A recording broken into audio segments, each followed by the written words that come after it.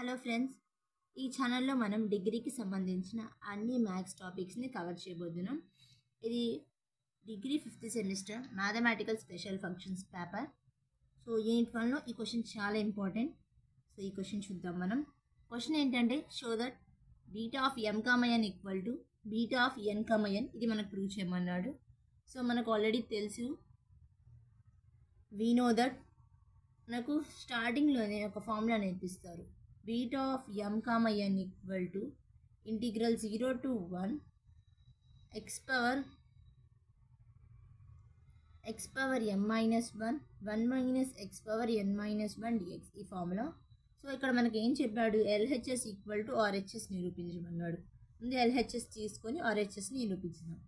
So మనకు ఇక్కడ ఇంటిగ్రేషన్లో ఒక ఫార్ములా ఉంది. Integral 0 to a f of x dx అని ఇచ్చాడు అనుకో, దీన్ని మనం integral 0 to a f of a minus x dxగా రాయొచ్చు. అంటే అప్పర్ లిమిట్ మైనస్ ఎక్స్, అదే ఇక్కడ నేను రాస్తున్నాను.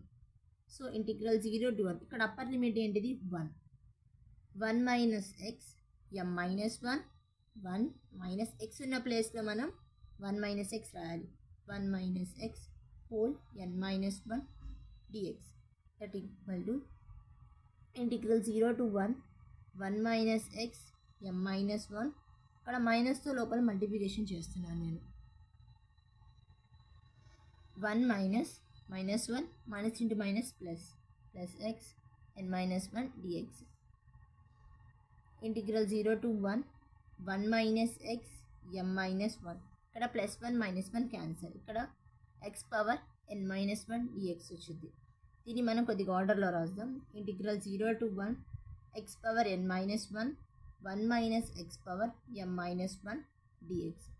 ఇక్కడ చూస్తే పైన ముందు అంటే బేసెస్ అనేది ఎలా ఉంది, కింద ఎక్స్ ఉంది, దాని తర్వాత 1 మైనస్ ఎక్స్ ఉంది, పైన ముందు m ఉంటే తర్వాత n ఉంది. ఈ విధంగా ఉంటే మనం beta of m comma n రాసాం.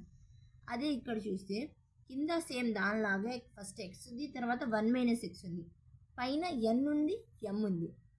అంటే m nలు ఉంటే beta of m comma n రాస్తాం. అదే n m ఉంటే మనం beta of n comma m రాస్తాం. సో ఫస్ట్ మనం అంటే మనకి ఇచ్చిన దాని ప్రకారంగా beta of m comma n equal to beta of n comma n వచ్చింది కదా. సో ఇది మనం నిరూపించాల్సింది. సో ఇదండి క్వశ్చన్. Thank you.